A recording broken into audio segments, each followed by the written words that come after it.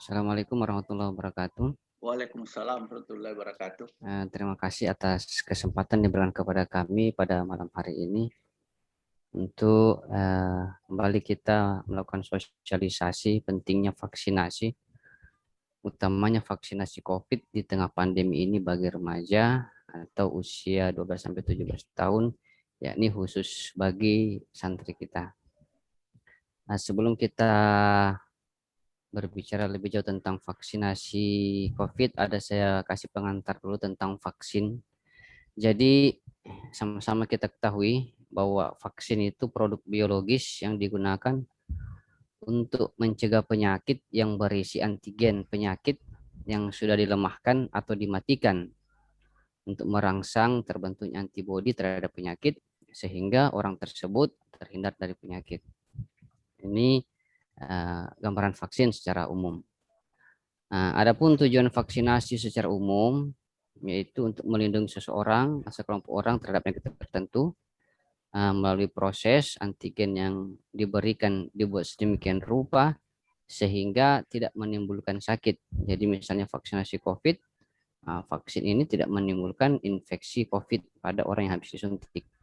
Akan tetapi mampu merangsang sel-sel dalam tubuh kita untuk menghasilkan antibodi yang mana antibodi ini akan digunakan untuk melawan antigen atau virus-virus yang masuk setelah vaksinasi. Tujuannya untuk apa ya? Tujuan akhirnya itu adalah eradikasi penyakit, menghilangkan penyakit tertentu di dunia. Saat ini ada beberapa penyakit yang sudah eradikasi di dunia seperti cacar. Nah, itu di beberapa negara ini seperti di Amerika, di Eropa sudah tidak ditemukan lagi cacar karena keberhasilan program vaksinasi di negara mereka. Indonesia pun sudah mencapai eradikasi cacar, artinya penyakit cacar itu sangat jarang dijumpai lagi di Indonesia. Jadi kalau ada itu ditemukan lagi cacar, artinya ada KLB cacar di Indonesia. Karena saat ini Indonesia itu sudah eradikasi cacar. Target saat ini itu adalah Indonesia bisa eradikasi polio. Karena tahun 2019 sebelum COVID ini kita dapat impor penyakit polio dari Malaysia dan dari Papua Nugini sehingga terjadi KLB polio lagi di Indonesia. Cuma ditargetkan dalam 2000 berapa tahun ke depan ini bisa eradikasi polio. Nah, tujuan dari pemberian vaksinasi COVID ini yaitu tujuan akhirnya mengeradikasi COVID atau menghentikan pandemi ini sehingga kita bisa beraktivitas seperti sedia kala.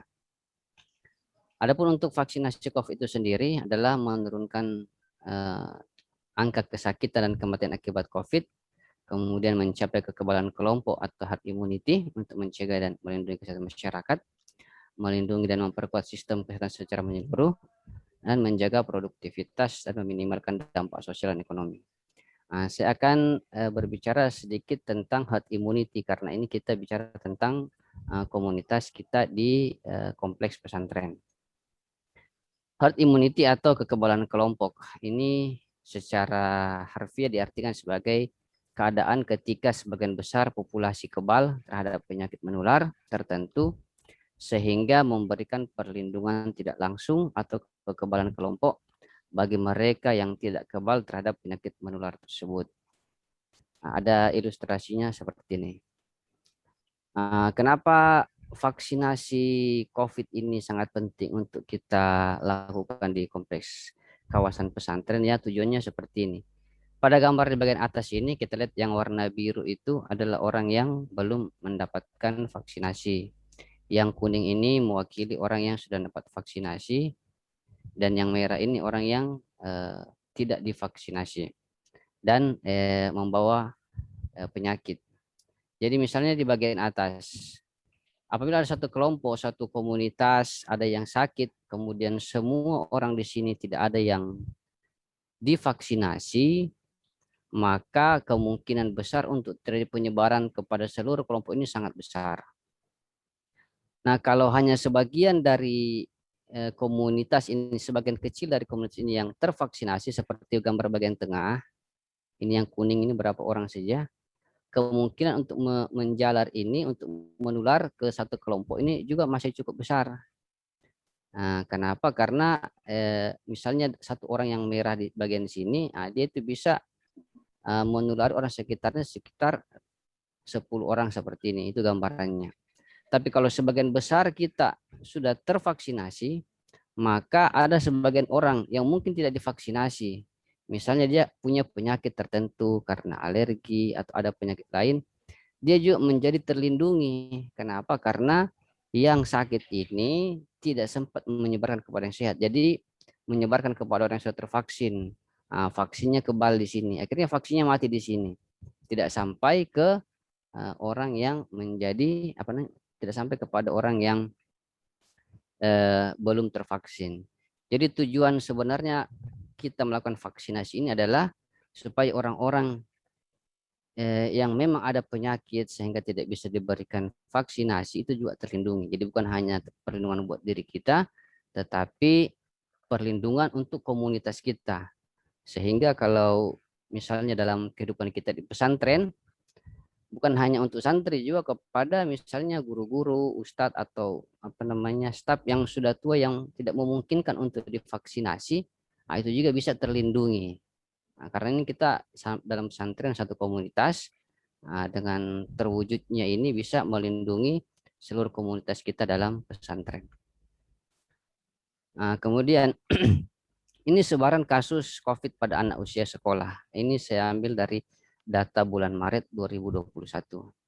Tadi saya coba buka di covid.go.covid19.go.id, lagi bermasalah mungkin karena beban server yang terlalu besar. Jadi angka pada anak usia sekolah itu terus meningkat sehingga pemerintah memutuskan untuk melakukan vaksinasi kepada anak usia sekolah, yaitu usia 12 sampai 18 tahun. Nanti sebentar ada penjelasan dasarnya kenapa sampai diputuskan untuk anak usia 12 sampai 18 tahun.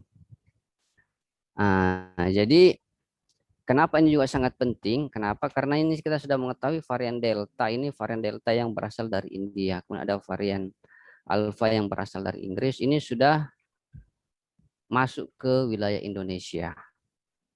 Dan varian Delta ini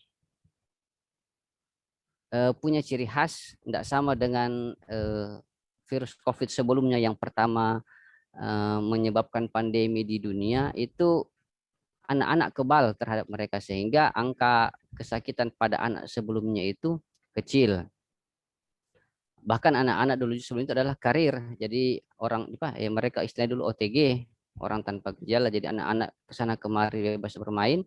Mereka senang-senang saja. Orang tuanya yang mungkin ada orang tua nenek-nenek di rumah yang tidak kemana-mana justru sakit, ya bisa jadi karena anak-anak ini yang kondisinya membawa virus ini pada varian sebelumnya. Nah, beda dengan varian Delta dan varian yang baru ini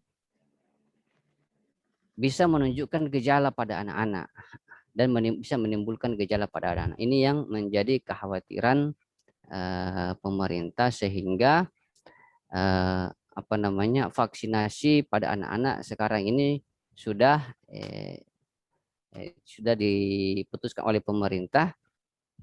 Bahkan bukan cuma di negara kita, di Uni Eropa, di Kanada, di Cina, semuanya juga sudah memberikan vaksinasi kepada anak-anak.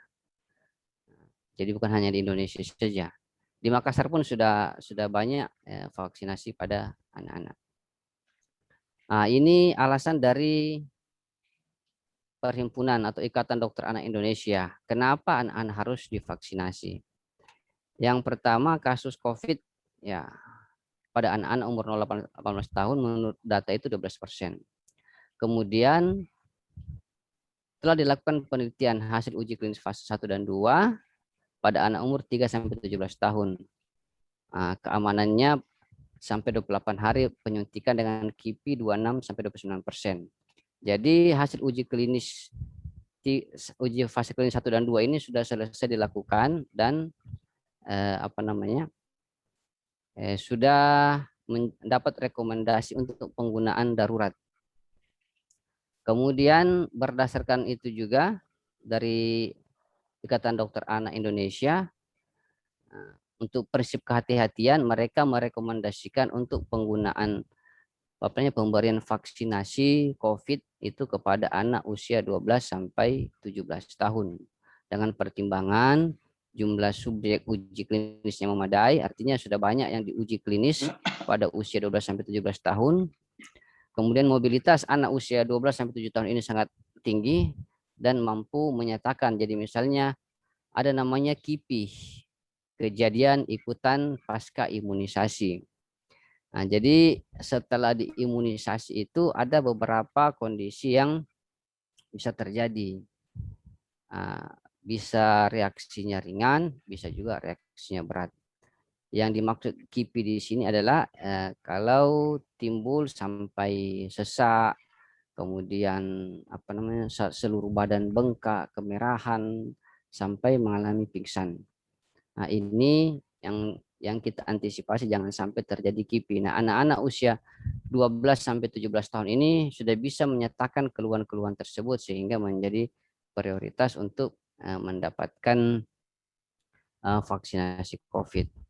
Adapun untuk anak usia 3 sampai 11 tahun itu akan menunggu hasil kajian. Tetapi secara prinsip vaksinasi COVID ini dibuat dari vaksin yang inaktif atau vaksin yang dilemahkan, sama dengan vaksinasi flu. Vaksinasi flu ini bisa diberikan mulai anak usia 3 tahun. Jadi vaksinasi flu seperti vaksin grip itu anak usia 3 tahun sudah bisa diberikan karena vaksin yang diberikan itu adalah vaksin mati, atau bahasa gampangnya itu casing luarnya virus, sehingga tujuannya itu casingnya saja diambil, material genetiknya tidak diambil, jadi dia mengenali bentuk virus, tubuh kita mengenali bentuk virus. Nah, dengan proses pengenalan ini setelah disuntik, ketika ada yang modelnya seperti tersebut, akan langsung diserang oleh antibodi kita. Kemudian ada beberapa kontraindikasi, yaitu penyakit autoimun. Untuk santri kita sudah pada saat sebelum penerimaan santri baru kemarin, kita sudah mengumpulkan data riwayat penyakit. Semoga ini bisa menjadi bahan pertimbangan untuk bagaimana nanti santri yang bisa divaksinasi atau tidak. Kemudian dari rekomendasi IDAI ini, kemudian pemerintah mengeluarkan surat edaran keputusan aturan resmi untuk pelaksanaan vaksinasi kepada anak usia 12 sampai 17 tahun. Ini diatur dalam SE Direktur Dirjen P2P nomor 1727 tanggal 30 Juni. Jadi pelaksanaan vaksinasi itu bisa dilakukan di Fasyankes atau di sekolah, madrasah, pesantren yang berkoordinasi dengan Dinas Pendidikan, Kanwil, kantor Kemenak setempat untuk mempermudah pendataan. Mekanisme screeningnya seperti pada usia lebih dari 18, artinya seperti pada vaksinasi COVID biasa. Jadi tidak ada perlakuan khusus. Yang paling kita, karena kita di pesantren, ada data-data kesehatan, data pengobatan santri.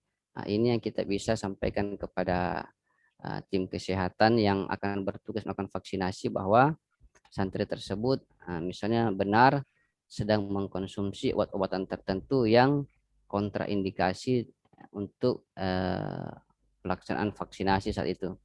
Artinya vaksinasinya ditunda, bukan tidak bisa sama sekali, karena ada beberapa obat-obat yang apabila dikonsumsi itu menurunkan sistem imun tubuh, sehingga untuk kondisi seperti itu harus di stop dulu obatnya kurang lebih 2 minggu, baru divaksinasi lagi setelah sudah tidak mengkonsumsi obat-obatan tersebut. Kemudian ini saya update hasil vaksinasi di Indonesia. Untuk remaja usia 12 sampai 17 tahun itu ada di bagian bawah. targetnya itu adalah 26.705.000, yang sudah tervaksinasi baru sekitar 148.999. Ini untuk dosis satunya. Namun untuk dosis 2-nya itu baru 14, jadi masih sangat jauh dari target pemerintah untuk target untuk usia remaja, sehingga pemerintah sangat mendorong bagaimana upaya pelaksanaan vaksinasi pada remaja, baik itu melalui sekolah, melalui cara-cara lain supaya bisa mengcover remaja untuk juga dilakukan vaksinasi. Nah, adapun persiapan sebelum vaksin, yang pertama itu beristirahat yang cukup, kemudian makan atau sarapan sebelum ke tempat vaksin. Kemudian ini yang ketiga akan saya sampaikan kepada teman-teman perawat agar mendata santri yang mengkonsumsi obat-obat golongan kortikosteroid 2 minggu sebelum dalam 2 minggu terakhir. Artinya apabila ada santri yang mengkonsumsi golongan obat-obatan seperti ini didata, kemudian diserahkan ke petugas nanti agar mereka belum bisa divaksin atau ditunda dulu, karena obat-obatan seperti ini menurunkan sistem imun, sehingga dikhawatirkan setelah vaksinasi tidak terbentuk antibodi setelah vaksin. Obat-obat ini dexamethasone, metilprednisolon biasanya kita berikan pada santri dengan ada gejala alergi, gejala asma, kemudian ada pertimbangan-pertimbangan lain seperti pada zoster yang ada kelainan saraf. Nah, ini kita berikan obat-obat seperti ini.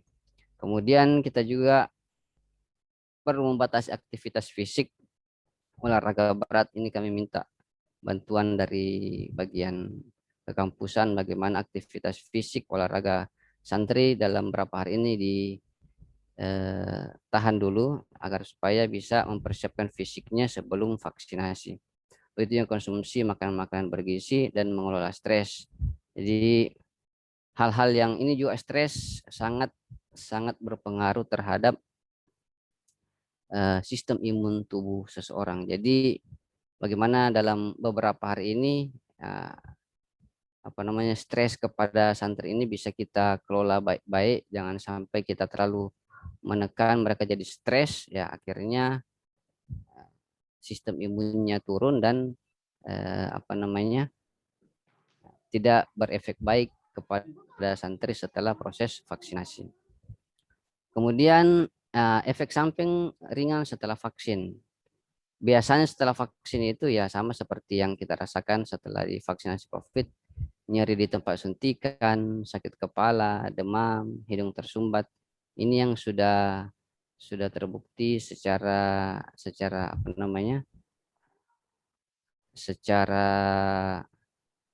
penelitian. Adapun ada testimoni yang lain, ada yang mengatakan setelah divaksin itu ada yang kuat makan, ada yang katanya kuat tidur. Itu masih testimoni, tapi belum ada bukti ilmiah yang menerangkan bahwa efek samping ringan setelah vaksin seperti ini. Adapun penanganan untuk misalnya setelah vaksin ada gejala-gejala seperti ini, ya pemberian obat sesuai gejala. Misalnya nyeri ya kita kasih anti nyeri seperti paracetamol, kemudian istirahat yang cukup, kemudian konsumsi makanan yang bergizi. Ini proses vaksinasi yang dilakukan sekarang pada remaja. Ini di Bali pada anak-anak SMP pada tanggal 5 Juli 2021. Yang kemudian di sini yang anak sebelah kanan atas vaksinasi siswa SMP SMA Pemulangan Jaya di Tangerang Selatan sambil dari harian Tempo. Kemudian ini yang ada di Asrama Haji Sudiang Makassar yang kami lakukan di Makassar. Anak usia 16 tahun divaksinasi di sana. Kemudian yang bagian bawah kanan bawah ini vaksinasi remaja yang mau pulang kampung. Ini karena syaratnya sekarang semua harus ada vaksinasi, termasuk remaja usia 12 sampai 18 tahun. Jadi kami juga buka pelayanan di bandara melayani vaksinasi untuk remaja. Jadi yang ingin saya sampaikan dari gambar ini bahwa vaksinasi pada anak usia sekolah ini bukan perkara yang apa namanya yang baru mau dicoba-coba. Memang sudah berlangsung, prosesnya terus berlangsung setiap hari. Di tempat saya di kantor, di asrama haji dan di bandara, setiap hari kami melayani sekitar puluhan remaja. Paling banyak itu kemarin sekitar 20-an remaja yang melakukan vaksinasi di asrama haji dan di bandara. Nah, saat ini memang cakupan vaksinasi remaja di Sulawesi Selatan masih rendah, sehingga pemerintah daerah, pemerintah pusat sangat mendorong kami untuk meningkatkan sosialisasi baik itu ke sekolah-sekolah untuk bagaimana remaja ini bisa segera divaksinasi agar tercapai ya apa namanya tujuan kita untuk mencapai herd immunity di Indonesia itu bisa segera tercapai. Apabila herd immunity ini bisa tercapai, insya Allah kita bisa lewati pandemi ini dengan apa namanya dengan aman, tentram, kita lagi bisa beraktivitas seperti sedia kala karena apa namanya apabila kurang lebih 80% atau 70% rakyat Indonesia sudah tervaksin, maka diharapkan sudah terbentuk herd immunity. Untuk itu diminta peran dari semua sektor, semua pihak, bagaimana kita bisa mensukseskan vaksinasi tahap 3 utamanya itu kepada lansia dan remaja. Demikian yang mungkin bisa saya sampaikan. Siapa tahu setelah ini kita bisa diskusi kira-kira hal-hal apa yang nanti bisa menjadi apa namanya pertanyaan orang tua bisa kita sampaikan dengan cara yang baik dan santun sehingga orang tua pun bisa apa namanya menerima dengan ikhlas dan program vaksinasi di pesantren ini bisa berjalan dengan lancar. Demikian mungkin yang bisa saya sampaikan, Bu. Terima kasih banyak Pak Dokter atas penjelasannya. Saya kira bagus sekali tadi ini, banyak sekali yang kita pahami. Tapi yang saya mau perjelas ini adalah apakah memang ada jenis-jenis vaksin itu? Artinya begini, karena sekaitan dengan pertanyaan orang tua santri, dan ini yang sebenarnya harus tersosialisasi dengan baik. Apa ini maksudnya ini vaksin AstraZeneca itu? Apa maksudnya itu? Karena ini yang dipertanyakan orang tua. Kalau anak kalau menggunakan vaksin AstraZeneca, dia tidak mau divaksin. Jadi apa sebenarnya maksudnya itu Pak Dokter itu? Saja, karena ini yang justru harus tersampaikan ini. Ini karena ketidaktahuan kita ini. Iya. Terima kasih banyak Pak Dokter. Iya.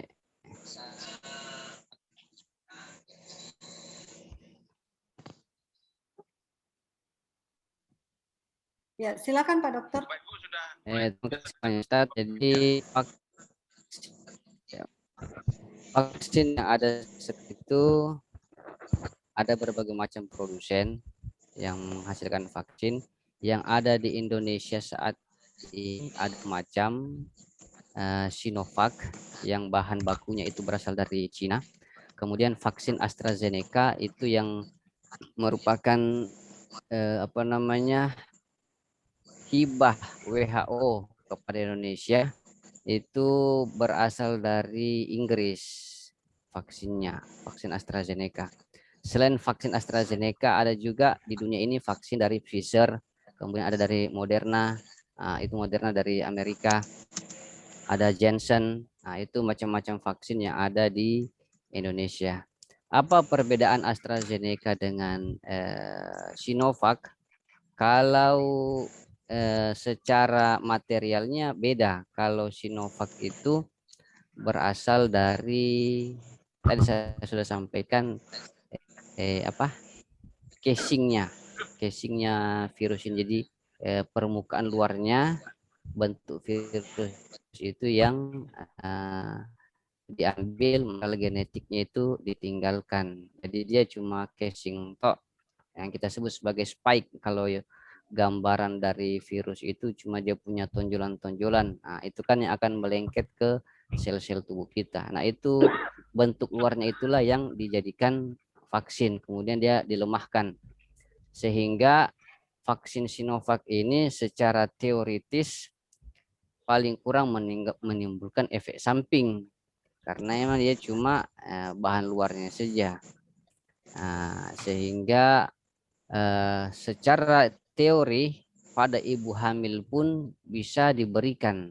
Bahkan sudah ada rekomendasi dari Perhimpunan Dokter Ahli Kandungan untuk pemberian vaksinasi pada ibu hamil. Cuma belum dilakukan di Indonesia, belum ada rekomendasi dari Kementerian Kesehatan untuk pemberiannya pada ibu hamil. Tapi kalau secara teori aman untuk ibu hamil. Vaksin ini Sinovac sama dengan juga vaksin untuk umroh. Modelnya, maksudnya materialnya itu pembungkus luarnya saja yang disuntikan kepada orang. Kemudian beda dengan AstraZeneca, dia ini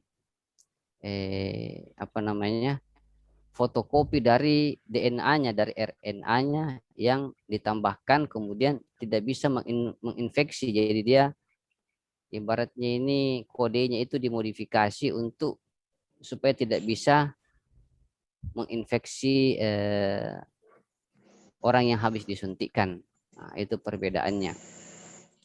Kemudian ketersediaannya saat ini kan hibah dari WHO, itu AstraZeneca itu hibah dari WHO kepada Indonesia, kepada negara-negara berkembang. Saat ini ketersediaannya sudah habis dosis AstraZeneca ini. Jadi yang beredar sekarang khususnya di Sulawesi Selatan itu hanya ada Sinovac. Kemarin itu AstraZeneca hanya diambil oleh TNI Polri. Jadi kalau TNI Polri itu buat kegiatan vaksinasi, yang dipakai itu AstraZeneca. Kenapa TNI Polri? Ya karena TNI Polri itu bisa sedikit memaksa orang, jadi mungkin mereka diberikan vaksin ini.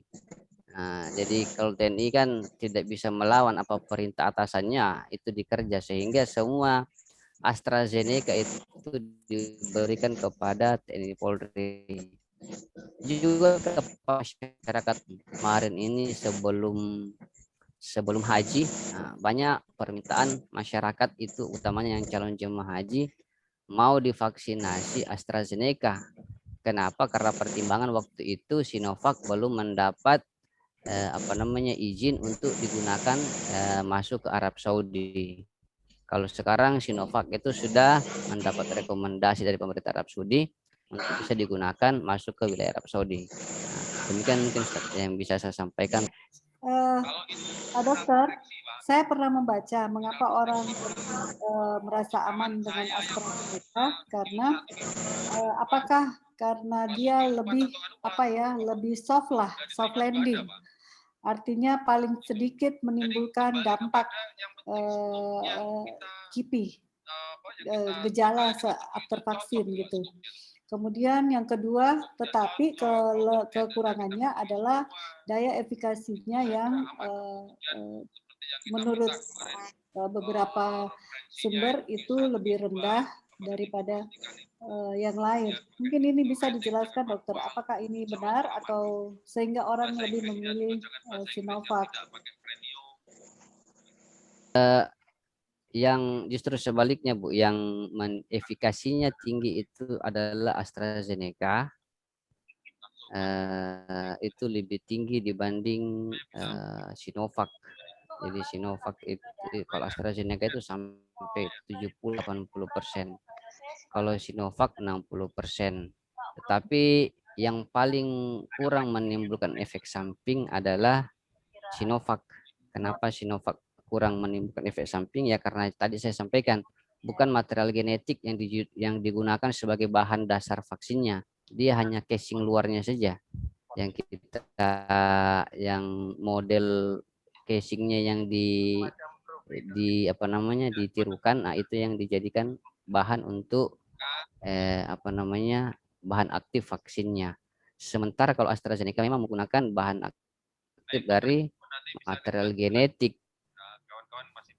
Keunggulan dari AstraZeneca adalah dengan menggunakan material genetik, maka dengan perubahan atau mutasi virus tetap akan bisa dikenali.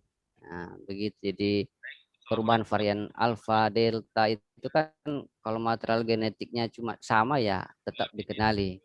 Karena yang berubah itu luarnya saja, kaki-kaki saja, istilah sekarang itu klonal. Kalau kemarin dia cuma pakai satu kaki, dengan mutasi dia tambah menjadi 5 kaki. Nah, ini yang kemudian menjadi tantangan buat kita untuk bagaimana juga vaksin Sinovac ini akan di-upgrade sehingga membuat informasi dari bagian luarnya itu yang awalnya mungkin kita bikin 3 kakinya yang menjadi 5 kakinya seperti itu.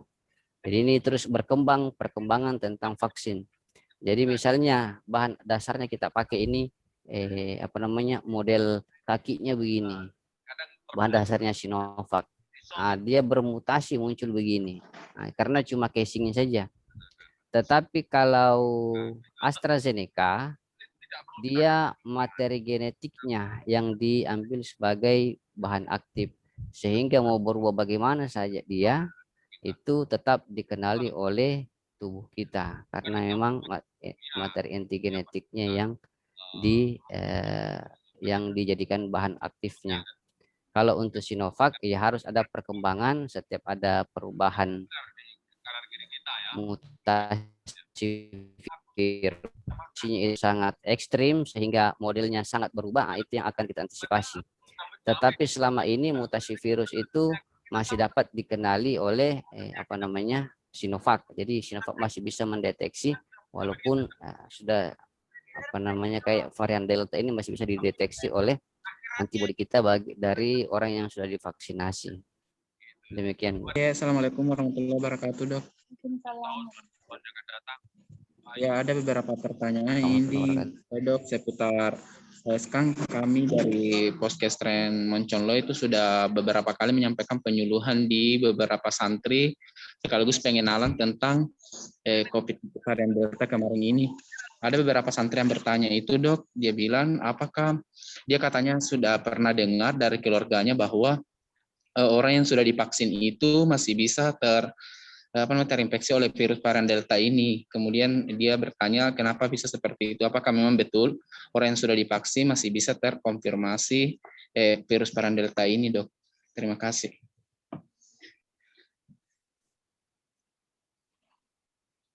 Ya, terima kasih pertanyaan Kak.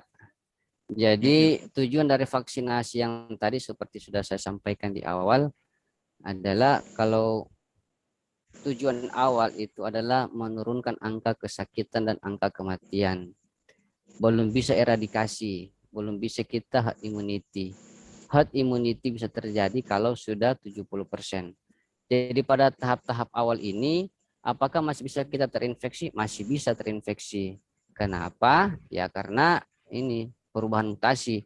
Itu mutasi bisa berhenti kalau sudah banyak orang yang tervaksinasi sehingga dia tidak bisa pindah-pindah orang lagi. Dia mati di tubuh orang yang sudah tervaksin.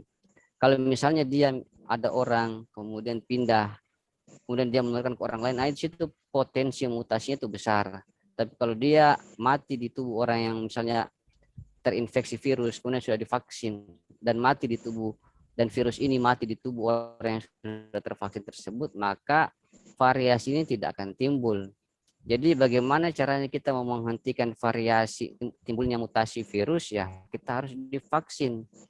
Nah, semakin banyak kita tervaksin, maka semakin banyak kita akan terlindungi. Apakah virus masih bisa masuk? Ya virus masih bisa masuk karena port di entry tempat masuknya virus itu saluran nafas kita. Tetapi gejalanya tidak seberat orang yang tidak divaksin. Seperti itu. Tetap ada karena ada port di entry, ada kesempatan untuk masuk dan tergantung sistem imun tubuh seseorang. Orang yang sudah divaksin walaupun masuk tubuh dalam virus, reaksi tubuhnya lebih cepat untuk melawan dibanding orang yang belum divaksinasi. Sehingga vaksinasi sangat penting supaya seperti ini. Belum sempat dia menularkan kepada orang lain yang belum divaksin, nah, virus itu sudah mati dalam dirinya. Jadi tujuan vaksin di awal itu adalah untuk menurunkan angka kesakitan dan mortalitas dan morbiditas, angka kematian. Jadi kalau pertanyaan yang itu, apakah masih bisa terinfeksi? Ya, selama kita belum bisa menghentikan memaksimalkan program vaksinasi ini, eradikasi itu masih sangat sulit untuk kita capai. Kalau semua sudah tervaksinasi minimal 70%, maka peluang ini virus ini untuk hidup berkembang itu sudah semakin tipis. Nah, demikian mungkin yang saya sampaikan. Saya mungkin Bu, saya Nasir. Siapa tuh? Ya, silakan Pak Nasir. Ya, baik Pak Dokter, tadi dijelaskan bahwa efek samping dari vaksin nanti itu antara lain demam. Demam ini biasanya mungkin sampai berapa hari, dan apakah kalau demam itu bisa langsung dikasih obat demamnya, apakah tidak ada efek lagi kalau langsung dikasih obat demam? Dan jangan sampai juga ini nanti sangat dikhawatirkan oleh orang tuanya di rumah, anaknya demam itu. Jadi apakah bisa diinformasikan atau mau dijelaskan bagaimana ke orang tuanya bahwa anaknya ini dapat efek demamnya? Nah, itu barangkali Pak Dokter, silakan. Terima kasih banyak Ustaz. Jadi efek demam ini sama yang dirasakan oleh bayi-bayi kita yang divaksinasi. Bayi yang divaksinasi juga demam, Ustaz. Seperti itu. Dan tidak semua. Saya alhamdulillah dalam bulan ini setelah vaksinasi COVID, saya sempat lagi vaksinasi flu. Nah, alhamdulillah tidak ada reaksi. Jadi ini reaksi umum, istilahnya reaksi umum setelah vaksinasi. Pertama nyeri di sini. Ya, kalau saya pengalaman kemarin habis divaksin, baik itu COVID kemudian habis vaksin flu, ya tidak bisa mengangkat tangan karena pegal rasanya. Nah, dan gejala ringan ini biasanya hanya 1 hari atau 1 malam saja dirasakan. Besoknya bisa gejalanya sudah turun. Sama seperti bayi-bayi yang kita bawa ke posyandu, diimunisasi, divaksinasi itu kan biasanya demam 1 malam, 2 malam. Langsung dikasih paracetamol enggak masalah. Itu supaya memberikan kenyamanan saja. Tanpa diberikan paracetamol pun demamnya itu bisa turun. Cuma untuk kenyamanan. Terus kenapa demam ini timbul pada seorang divaksinasi? Ya karena ada reaksi dari tubuh kita, namanya reaksi radang, reaksi pengenalan. Jadi ibaratnya ini demam itu alarm dari tubuh kita bahwa ada makhluk asing yang masuk. Nah, jadi alarm ini menginformasikan ke seluruh bagian tubuh, ke otak yang vital, otak, jantung, ginjal, ada bagian tubuh ada benda asing yang masuk, harus siap-siap di situ. Nah, begitu ceritanya ini. Kalau kita mau bikinkan jalan cerita, alarm untuk mereka siap-siap. Apakah orang yang tidak demam alarmnya tidak bunyi? Tetap alarmnya bunyi, cuma bukan dalam bentuk demam seperti itu. Jadi ada yang dalam bentuk demam alarmnya, ada yang tanpa demam. Jadi berbagai macam tergantung respon tubuh imun seseorang. Demikian mungkin Ustaz. Di pertanyaannya, reaksi yang bagaimana itu sampai kita perlu merasa khawatir? Reaksi yang sampai sesak berat. Sesak ya? Sampai sesak, iya sesak. Kemudian setelah divaksin, biasanya reaksi yang berat itu timbul dalam 15 menit setelah vaksin. Nah, biasanya timbul 15 menit setelah vaksin. Makanya itu ada masa observasi. Jadi masa observasi 15 menit ini mau dilihat reaksinya, apakah orang ini ada reaksi berat apa tidak. Setelah 15 menit, nah, itu dikategorikan sebagai reaksi ringan. Nah, iya, jadi makanya untuk vaksinasi COVID ini setelah 15 menit jangan dulu kemana-mana, di situ dulu, karena kalau ada apa-apa petugas medis masih ada di situ siap melakukan tindakan. Jadi pada saat turun vaksinasi, peralatan untuk melakukan tindakan pertolongan terhadap reaksi berat itu mereka bawa. Jadi pada saat 15 menit pertama setelah vaksin tidak ada kejadian yang yang berat terjadi, dinyatakan ini sebenarnya sudah aman. Nah, tinggal psikologis kita lagi yang biasanya itu apalagi kalau dengar banyak macam-macam, bilang ada yang begini begitu, ada yang misalnya saya ini jadi lapar terus, jadi mengantuk. Akhirnya secara psikologis kita juga jadi seperti itu. Oke, ya. Tidak apa-apa sih Iya. dokter kalau lapar dengan mengantuk. Asalkan jangan sesak dan demam dan lain-lain. Saya kira Iya. ya ini sekaligus mengajak kita semua supaya perangi itu hoax anti vaksin dan anti sains. Karena ini yang bikin vaksinasi itu bergerak sangat-sangat lambat karena hoax ini, ya. Akhirnya virus terus-menerus bermutasi di Indonesia. Kenapa? Karena untuk mencapai herd immunity itu masih sulit, masih panjang, ya. Oke, Bapak-bapak dan ibu-ibu sekalian, apa yang kita lakukan ini adalah ikhtiar. Tetapi jangan kita lengah. Karena apa? Karena selalu ada celah di mana ada saja biasanya masalah-masalah yang timbul dari apa yang sudah kita usahakan terbaik. Tetapi kita harus selalu optimis karena saya yakin bahwa Allah selalu melindungi pesantren kita, melindungi anak-anak santri kita, dan melindungi semua kita yang terlibat di pesantren. Mudah-mudahan semua berjalan lancar. Mohon doa yang banyak dari bapak-bapak dan ibu-ibu sekalian. Mohon doa yang banyak sehingga anak-anak kita semua ini tidak ada yang bergejala setelahnya. Vaksinasi bisa berlangsung dengan lancar dan sukses dan semuanya memberikan dampak yang baik untuk kedepannya kita bisa lebih tahan terhadap segala macam virus, terutama virus COVID. Dan mudah-mudahan pertemuan ini penuh berkah. Saya persilahkan kepada Ustaz Pak Direktur barangkali untuk mendoakan kita semua. Tidak ada Ustaz Irfan, Kak? Tidak ada. Tidak gabung. Ya, tidak ada. Lukman Basri. Ya. Atau Ustaz Lukman Basri atau Ustaz Pak Direktur saja langsung. Ya. Silakan Pak Direktur. Mari kita sejenak menundukkan kepala bermunajat kepada Allah Subhanahu wa taala. Mudah-mudahan apa yang kita usahakan insya Allah dalam 2-3 hari ke depan ini bisa berjalan dengan baik. Selalu mendapatkan petunjuk dan perlindungan dengannya. A'udzubillahi minasyaitonirrajim. Bismillahirrahmanirrahim. Alhamdulillah hamdan naimin, hamdan syakirin, hamdan yuafi ni'mah. Wa yukafi mazida walakal hamdu kama yanbaghi li jazalika wa azimi sultanik. Allahumma salli ala sayyidina Muhammad wa ala alihi wasahbihi wasallam. Allahumma lakal hamdu syukran wa lakal manu fadlan wa anta rabbuna haqqan wa nahnu abiduka riqqan wa anta lam tazalika lizalika ahlan. Allahumma ya mu'assir kulla asir wa ya jabira kulla kasir wa ya sahiba kulla farid wa ya mugniya kulla fakir wa ya mukuya kulla dhaif